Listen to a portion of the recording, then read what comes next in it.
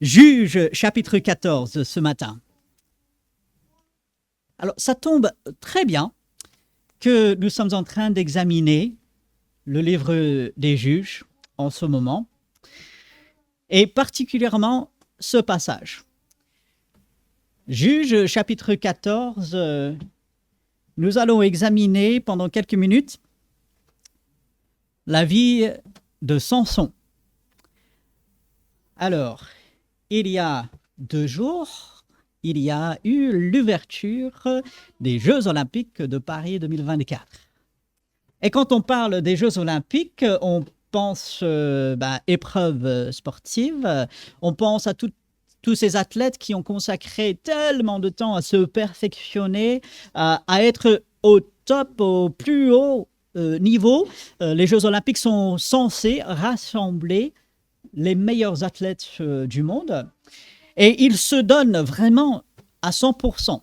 Parce que s'ils ne se donnaient pas à 100%, ils ne réussiraient pas, n'est-ce pas? Et quand on parle de Samson, lui, il est connu pour sa force, n'est-ce pas? L'homme le plus fort qui ait jamais existé, cette force qui lui venait de Dieu. Et donc, il est à propos qu'on parle de Samson en ce moment parce qu'on a un peu peut-être le sport, les épreuves dans notre esprit. Et puis, je suis content, comme on a plusieurs enfants ce matin ici, certains passages de la Bible peuvent être un peu difficiles. Alors, celui-ci, la plupart des enfants connaissent, on comprend, donc c'est un peu plus facile, j'espère, pour pouvoir comprendre. Alors, Juge, chapitre 14, on va essayer de faire un survol de toute la vie de Samson ce matin. Et donc, on va commencer avec le verset 1, Samson, lui, il est, juste pour donner le contexte, il est plus âgé maintenant, il est jeune adulte, si on peut le dire, il est en âge de se marier, comme on va le voir. Alors, Juge chapitre 14, verset 1, Samson descendit à Timna, et il y vit une femme parmi les filles des Philistins. Lorsqu'il fut remonté, il le déclara à son père et à sa mère et dit « J'ai vu à Timna une femme parmi les filles des Philistins. Prenez-la maintenant pour ma femme. » Son père et sa mère lui dirent « N'y a-t-il point de femme parmi les filles des frères et dans tout notre peuple que tu ailles prendre une femme chez les Philistins qui sont incirconcis ?» Et Samson dit à son père « Prends-la pour moi car elle me plaît. » Son père et sa mère ne savaient pas que cela venait de l'Éternel, car Samson cherchait une occasion de dispute de la part des Philistins. En ce temps-là, des Philistins dominaient sur Israël. La vie de Samson, qui est racontée ici, ouvre avec un mauvais choix. Faut se le dire. Samson, quand on le rencontre pour la première fois, même si à la fin du chapitre 13, l'Esprit de l'Éternel commence à l'agiter, à agir en lui, il commence avec un mauvais choix. Et pourtant, vous allez me dire, mais Robert, tu as lu le verset 4. Son père et sa mère ne savaient pas que cela venait de l'Éternel, car Samson cherchait une occasion de dispute de la part des Philistins. On pourrait passer énormément de temps à essayer de déterminer où est la part de Samson, sa responsabilité, comment est-ce que Dieu a pu diriger Samson à faire une telle chose, c'est-à-dire prendre quelqu'un comme pour femme qui n'aurait pas dû, selon la loi de Dieu. Cela n'est pas le but ici ce matin. Le but du début de ce passage, c'est que malheureusement, Samson, pour toute sa force, pour toute l'œuvre de Dieu dans sa vie, il va faire un mauvais choix. Est-ce qu'il y avait d'autres moyens pour pouvoir attaquer, si on veut dire, les Philistins, pour pouvoir libérer Israël? Sûrement. Si vous lisez le reste de ce livre des Juges, Dieu, il s'est servi de moyens surprenants, étonnants, pour pouvoir délivrer son peuple. Dieu n'avait pas besoin de ceci. Samson, c'est comme s'il prend sur lui-même de chercher une dispute, de faire quelque chose. Et Dieu se sert de cela. Et je suis convaincu que ce verset 4 montre que Dieu peut utiliser n'importe quelle situation et Dieu peut utiliser même nos mauvais choix pour accomplir son plan. Par contre, ces versets ne doivent en aucun cas nous réconforter si jamais nous allons contre la volonté de Dieu, nous désobéissons, nous cherchons notre propre chemin. Nous ne devons jamais nous réconforter en disant de toutes les façons, Dieu fera ce qu'il fera, son plan s'accomplira, donc moi j'ai le droit de faire ce que je veux. Non, non, non, non, non, non, non, non, non. Samson aurait dû prier. Alors, il est surprenant que Samson, il prie très peu. Il prie très peu, du moins ce qu'on peut lire dans ces versets de la parole de Dieu. Alors, j'attire votre attention sur le verset 6. Verset 6. L'Esprit de l'Éternel saisit Samson. Ici, Samson, il est confronté à un lion. Mais est-ce qu'il prie? Le texte ne le dit pas. Mais Dieu le saisit et lui donne la force de tuer le lion. Bon, là, on a un exemple. Dieu, il agit, mais on n'a pas l'impression que Samson, lui, il va prier. Ensuite, verset 19, regardez. L'Esprit de l'Éternel le saisit. Ici, c'est suite à un mauvais plan encore de Samson. Il se met dans la galère. Il doit rendre des vêtements, beaucoup de vêtements, surtout pour l'époque. Et là, pour pouvoir faire cela, l'Esprit de l'Éternel va le saisir. Mais Samson, il ne prie pas. C'est curieux. Et puis, au fur et à mesure qu'on avance, on va voir, l'Esprit va se saisir de Samson. Mais on ne lira presque jamais, 2, peut-être 3 fois, Samson, il va prier. Et je veux insister là-dessus, parce que s'il y a eu un tort énorme que Samson a eu, c'est qu'il ne s'est pas soucié de Dieu. Samson, il avait la force. Je pense on a du mal à comprendre la force que Samson il avait. C'était incroyable.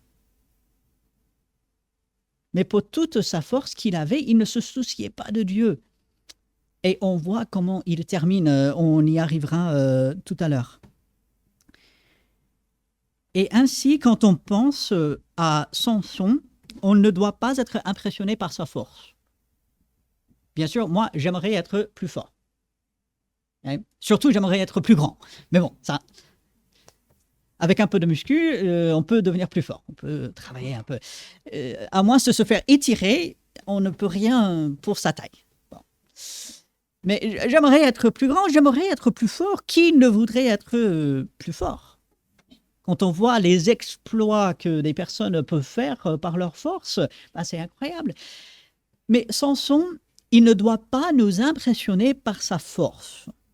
Il ne doit pas nous impressionner par les choses qu'il a pu accomplir. Il a quand même commencé à délivrer Israël. Il a battu les ennemis d'Israël à plusieurs reprises. Il a battu les Philistins. Il a tué des milliers d'ennemis d'Israël. Et ça, dans un sens, c'est une bonne chose. Pas la mort, comprenons bien, la mort n'est pas une bonne chose, mais de délivrer le peuple de Dieu.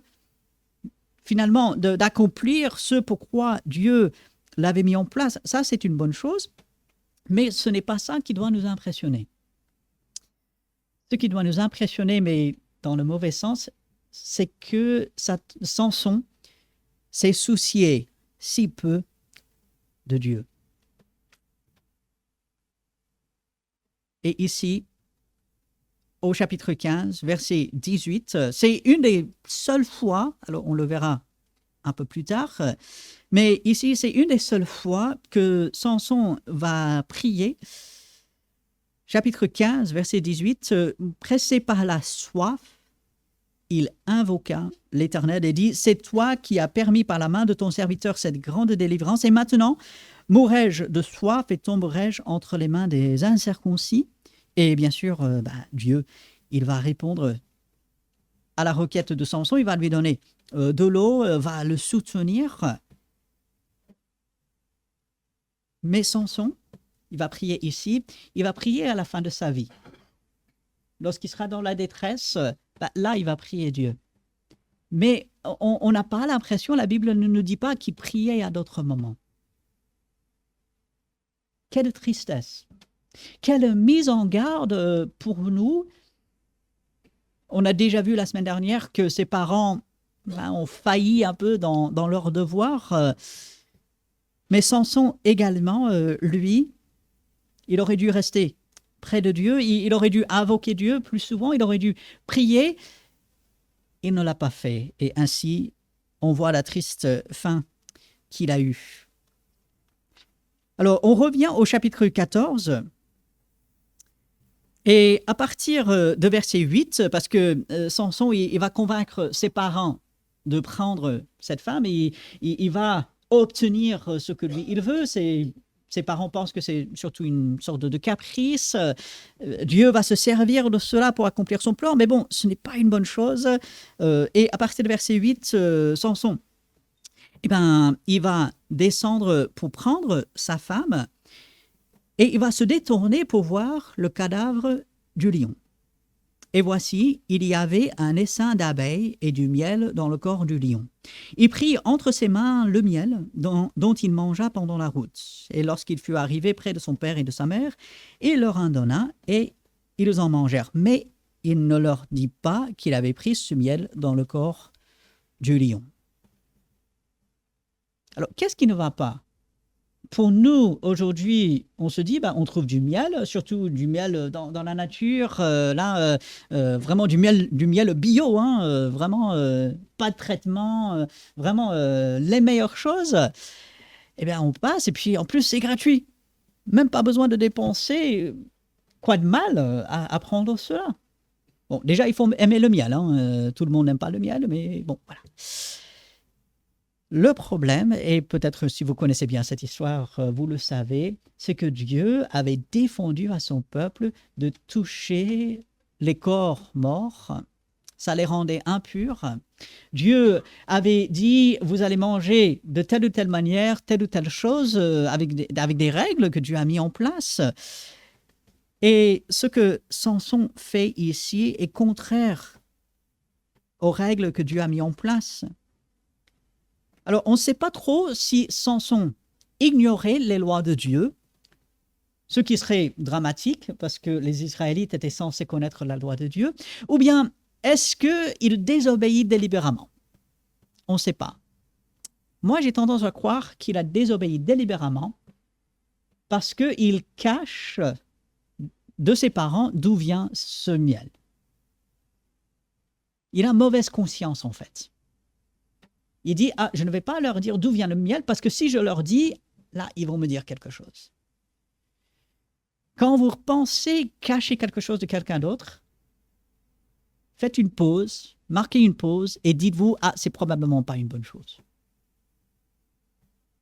Réfléchissez. Si vous êtes en train de cacher quelque chose, si vous ne voulez pas dire quelque chose à quelqu'un, posez-vous la question, mais pourquoi?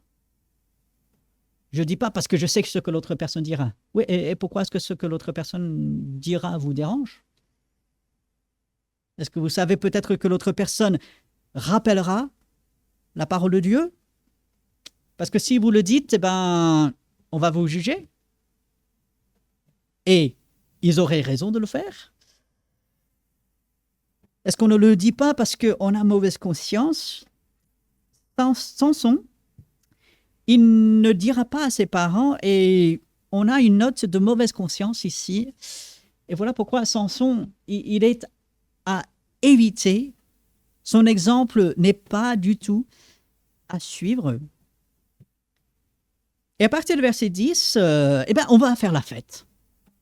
On va faire la fête, c'est bien. Il y aura un mariage, on va faire la fête. Et à l'époque, le mariage, c'était pas juste quelques heures, c'était pas juste une journée, c'était toute une semaine. Alors imaginons, on fait la fête pendant une semaine. Et ça, c'est formidable. On va danser, on va manger, c'est super.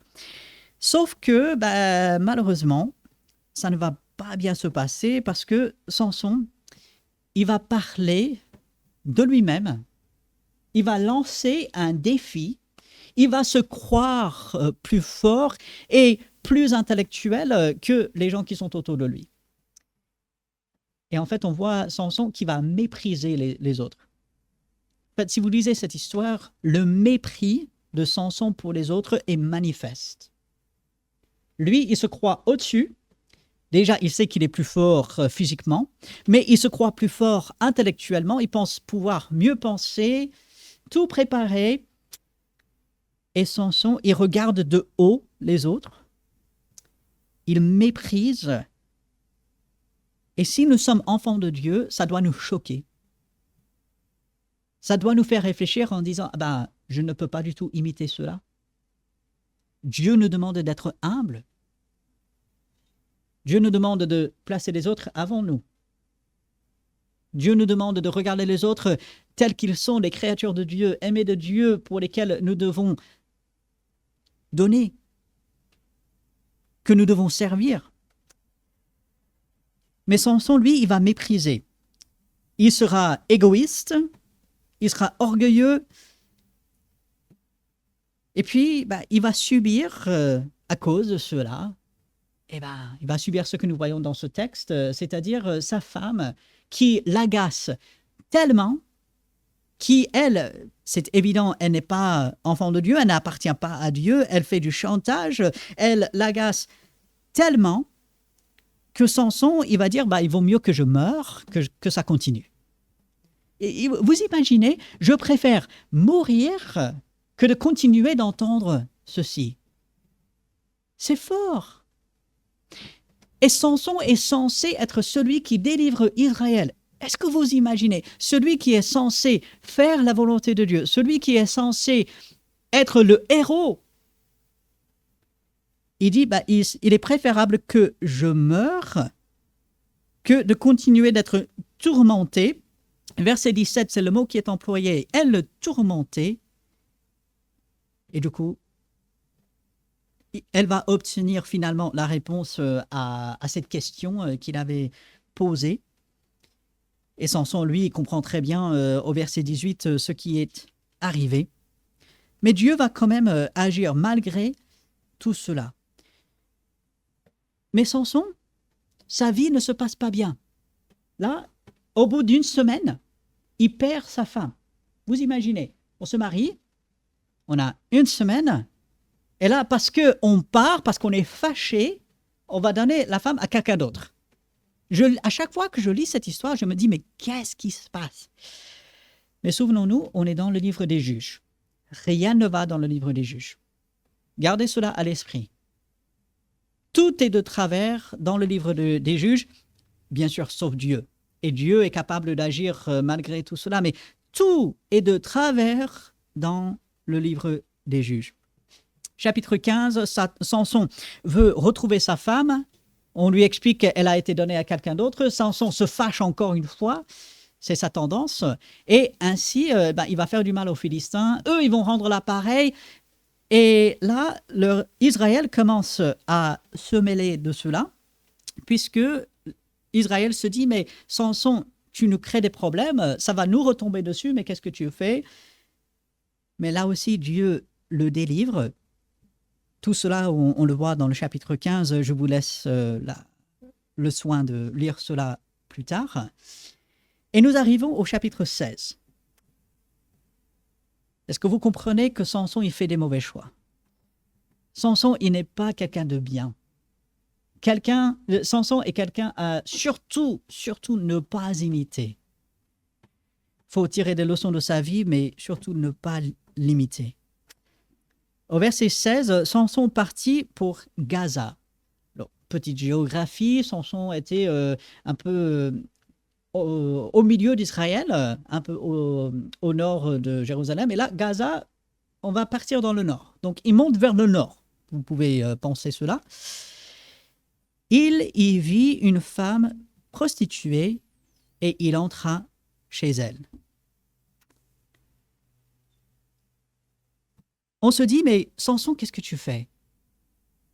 Samson, mais ok, jusqu'à présent, tu étais avec le peuple de Dieu, tu as fait des choses qui étaient, bon, peut-être pas complètement bien, mais bon, tu restais un peu dans ce que Dieu voulait.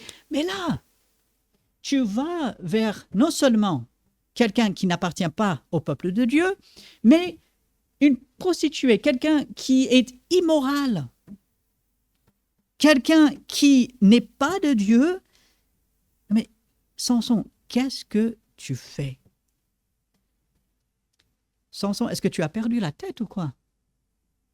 Non mais, encore une fois, Samson méprisait les autres et son mépris, j'ai tendance à croire que son mépris allait jusqu'à mépriser Dieu. Il s'est dit, Dieu m'a protégé jusqu'à présent. Dieu m'a délivré jusqu'à présent. Dieu, l'Esprit s'est saisi de moi jusqu'à présent. Je suis le juge, je suis celui qui délivre Israël. Alors moi, je peux faire ce que je veux. De toutes les façons, Dieu agira, Dieu me délivrera. Il n'y aura pas de conséquences. Finalement, Samson, il méprise Dieu. C'est grave. Est-ce qu'on se rend compte combien Samson, il ne doit pas être imité? Alors, parce qu'il est chez les ennemis, en fait, Gaza, c'est une ville des Philistins, les ennemis du peuple de Dieu. Et bien sûr, les ennemis, quand ils comprennent qu'il est là, eh ben, ils vont venir et ils vont essayer de l'attraper. Ils veulent le tuer, ils veulent le maîtriser. Et ainsi, eh ben, ils vont l'entourer et ils vont chercher à le prendre. Et là, un exploit, vraiment, il va prendre les portes de la ville. Alors, il ne faut pas penser aux portes ici en bois de notre bâtiment. Hein. C'était des gros portes, si vous voyez les villes entourées de murailles à l'époque, bah, c'était ces portes de la ville avec non seulement les portes, mais les battants, le bois, le métal, le tout. Et il va emmener cela sur une petite colline qui est à quelques distances de la ville. La force qu'il a fallu pour faire cela est énorme. Certaines personnes se sont amusées à essayer de calculer toute l'énergie qu'il fallait pour cela, mais c'est incroyable. Mais ce qui est intéressant, c'est que on ne voit pas l'Esprit de l'Éternel qui va saisir Samson pour faire cela. Il le fait de lui-même. Il s'appuie sur lui-même, il méprise Dieu, et puis il continue. Donc, il est délivré dans les 3 premiers versets ici, et verset 4, il aima une femme dans la vallée de Sorek, elle se nommait Delilah. Alors, ce n'est pas forcément la femme prostituée des 3 premiers versets. Souvent, on va parler de Delilah comme une prostituée, comme une femme immorale. Alors, peut-être elle l'était, mais le texte ne le précise pas. Petite parenthèse là. Et puis, il va être chez Delilah, et encore une fois, son mépris continue. Il regarde les gens de haut et il se dit, mais moi, je suis le plus fort, je vais réussir, et donc je peux jouer avec cela. Pour Samson, c'est un jeu, en fait.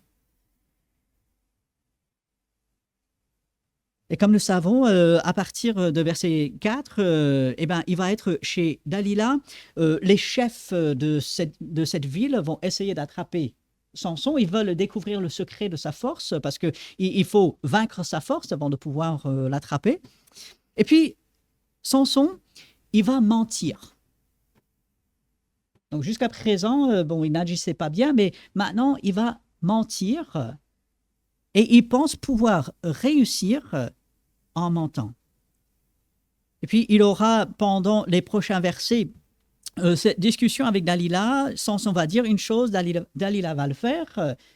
C'est pas ça. Donc, Samson, il va pouvoir se libérer. Deuxième fois, Samson va pouvoir se libérer. Et à partir du verset 15, elle, donc Delilah, lui dit, « Comment peux-tu dire « je t'aime » » Alors, Samson n'aimait pas vraiment Delilah. Hein. Ça, il faut bien comprendre. Ici, c'est que du désir, on va dire, charnel, humain. Il n'y a pas d'amour ici, de vrai amour. Comment peux-tu dire « je t'aime » puisque ton cœur n'est pas avec moi? Quelque part, elle a raison. Hein. Même de la bouche des ennemis de Dieu, parfois ils disent la vérité.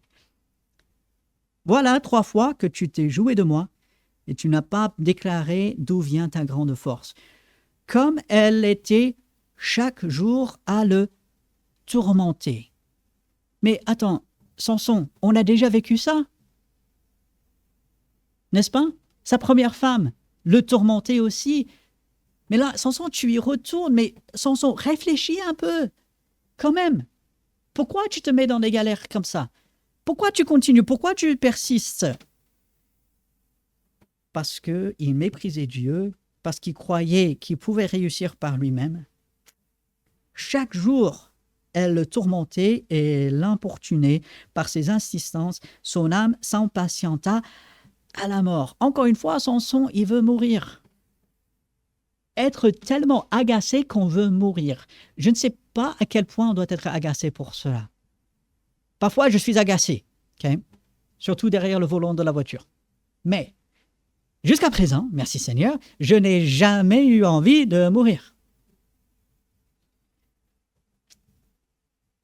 Samson, il est tellement agacé, il n'en peut plus au point qu'il veut mourir. Est-ce que vous imaginez l'état d'esprit dans lequel on doit être pour vouloir la mort? Mais c'est là que conduit un mépris de Dieu, de l'orgueil, de l'égocentrisme concentré sur soi, de l'arrogance. C'est là où tout ça conduit. Alors verset 17, il lui ouvrit tout son cœur et lui dit, « Le rasoir n'a point passé sur ma tête parce que je suis consacré à Dieu dès le ventre de ma mère. Si j'étais rasé, ma force m'abandonnerait, je deviendrais faible et je serais comme tout autre homme. » Alors attention, les cheveux de Samson n'étaient pas quelque chose de magique. Et il n'y avait rien dans les cheveux eux-mêmes. Les cheveux, c'était des cheveux simples comme vous et moi. Samson, il avait des cheveux exactement comme nous. Peut-être pas aussi frisés que Karl, mais c'était des cheveux exactement comme tout le monde. Et tes cheveux sont vraiment bien, mon ami. Ici, qu'est-ce qui donnait la force à Samson? Les cheveux? Non, pas vraiment. C'est ce que les cheveux symbolisaient. Les cheveux symbolisaient la confiance et l'obéissance envers Dieu. Dieu avait dit, tu ne couperas pas tes cheveux. Et tant que Samson obéissait à cela et faisait confiance à Dieu, Dieu lui donnait la force nécessaire. Mais si Samson se faisait couper les cheveux, ça voudrait dire qu'il n'obéissait plus à Dieu et qu'il ne lui faisait plus confiance. Et bien sûr, Samson, il va ouvrir tout son cœur à Delilah.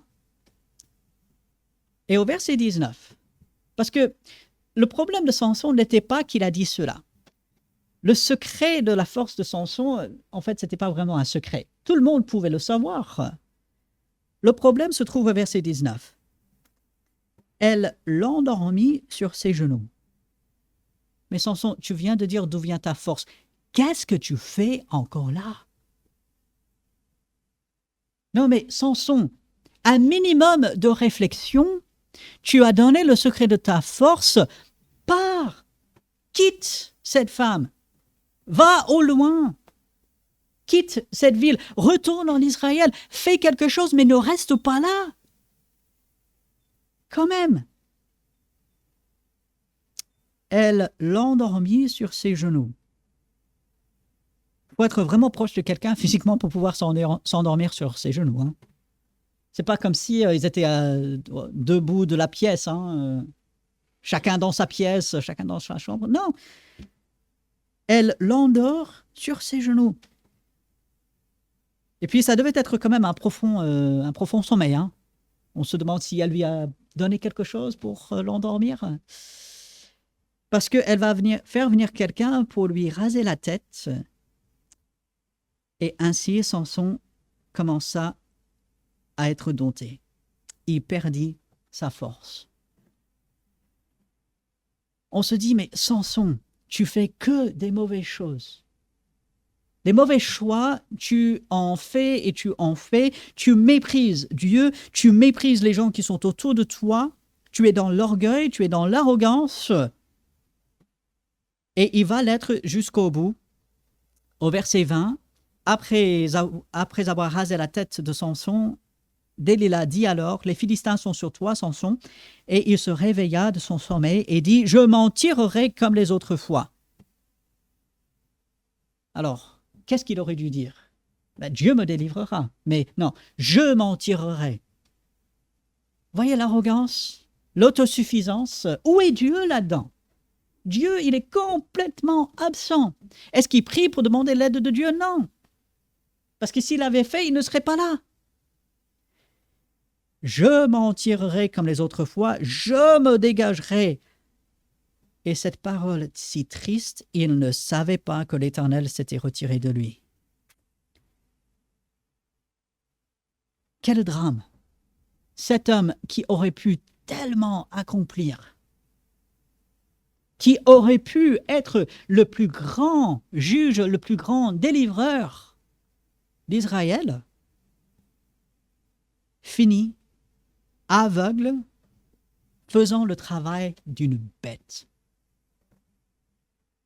Lui qui méprisait les autres, lui qui prenait les autres de haut, où est-ce qu'il se trouve? À être traité comme un animal.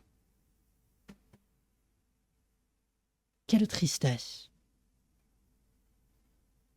On parle souvent de Samson, regardez sa force, regardez tout ceci, cela, oui, mais regardez surtout l'échec de sa vie. Regardez comment il a terminé. En même temps, en disant que Samson doit être évité à tout prix, Dieu est toujours là. Il y a eu plusieurs versets, on ne les a pas lus, je vous invite à aller les trouver vous-même, entre le chapitre 14 et ici, fin de chapitre 16. Plusieurs fois, l'Éternel saisit Samson. Dieu est toujours là, malgré l'échec de Samson, malgré son orgueil, malgré son mépris direct de Dieu, malgré sa désobéissance. Malgré tout, Dieu est toujours là. C'est un message qu'il faut retenir. Ça nous arrive de faire de mauvais choix. Ça nous arrive de désobéir. Peut-être on n'est pas allé aussi loin que Samson. Je prie que non.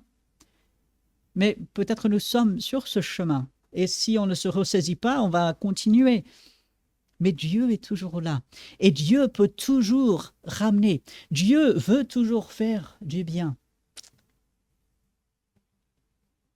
Et dans Juges chapitre 16, verset 22, « Cependant, les cheveux de Samson recommençaient à croître depuis qu'il avait été rasé. » Ce signe que Dieu avait placé sur Samson commence à réapparaître. Et au verset 28, « Alors Samson invoqua l'Éternel. » La deuxième fois. Alors, il y a peut-être une seule autre fois où on va lire que Samson, il va prier Dieu, mais là, il prie Dieu. Il le fait avant que ce soit trop tard. Il aurait dû faire avant, mais là, il invoqua l'Éternel et dit, « Seigneur, Éternel, souviens-toi de moi, je te prie, ô Dieu. Donne-moi la force seulement cette fois. » Il prie Dieu, il invoque Dieu, c'est ça qu'il faut faire. Quelle est la chose la plus importante dans notre vie? C'est d'avoir la relation avec Dieu par la prière. À n'importe quel âge, quel que soit notre âge, qu'on soit un peu plus avancé, un peu plus mature, qu'on soit jeune, la prière. Dieu veut qu'on prie, qu'on s'adresse à lui. Ce n'est jamais trop tard pour le faire. Il faut prier, et prier en tout temps. Demander à Dieu de l'aide pour toute situation. Et puis Dieu, il entend, même lorsque les prières sont mal formulées. Alors regardez, vous avez constaté que je n'ai pas lu tout le verset.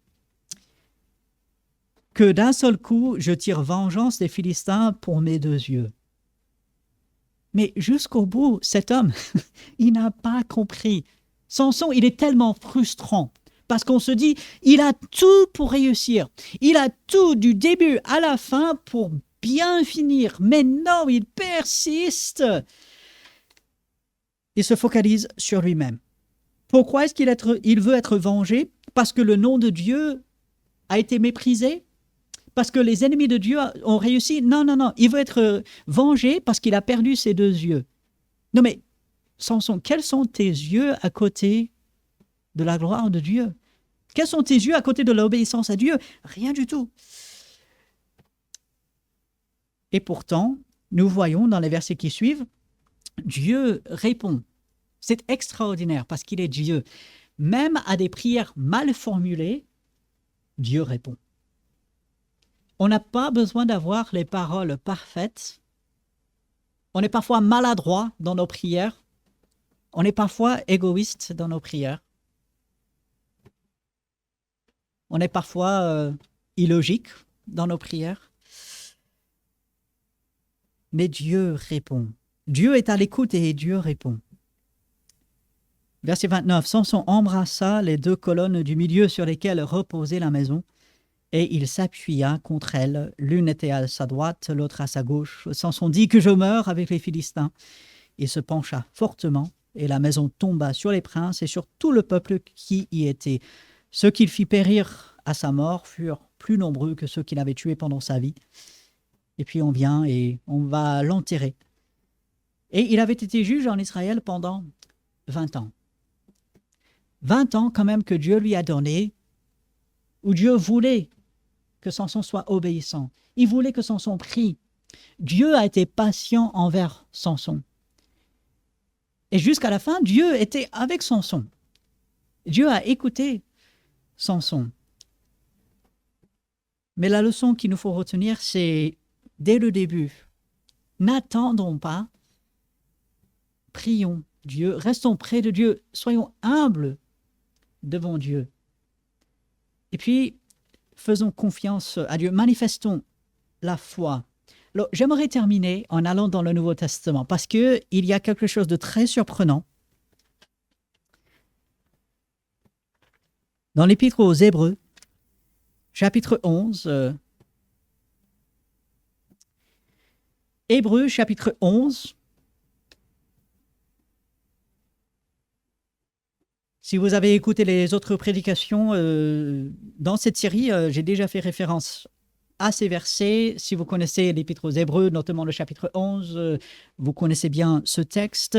On parle des grands personnages de la foi, des personnes qui par la foi ont accompli des choses. Abraham, Moïse, même Sarah est là-dedans. On va parler de Rahab au verset 31, on va parler de tous ceux qui par la foi ont fait des choses vraiment extraordinaires. Et au verset 32, Hébreux chapitre 11, verset 32, « Que dirais-je encore?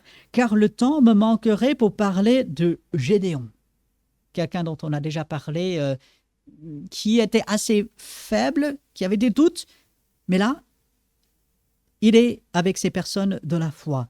De Barak, lui aussi. Et là, quel est le mot suivant? De Samson. Dieu appelle Samson, quelqu'un qui a eu la foi.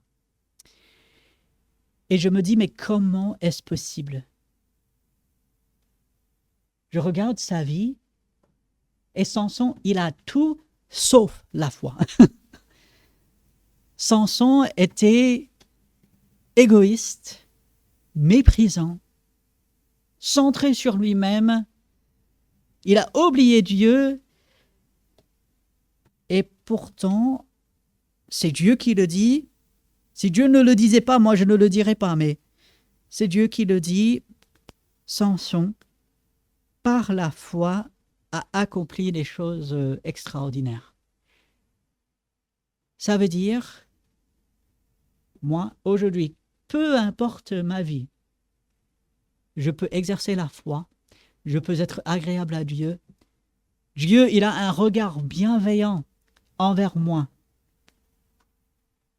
Et je ne peux jamais être aussi fort que Samson. Je ne devrais jamais imiter ses mauvais choix. Par contre, je peux imiter la foi, la confiance en Dieu qu'apparemment Samson il avait. Qu'est-ce que nous devons retenir de la vie de Samson?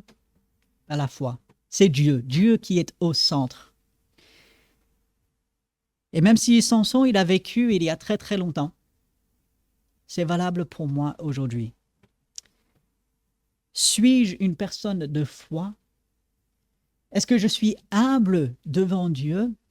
Est-ce que je suis obéissant? Est-ce que je suis à l'écoute de Dieu? Est-ce que je prie? quand je pense à Samson, je dois penser à toutes ces choses.